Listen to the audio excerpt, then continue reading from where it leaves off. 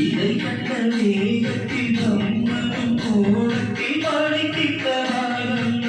கண்களோ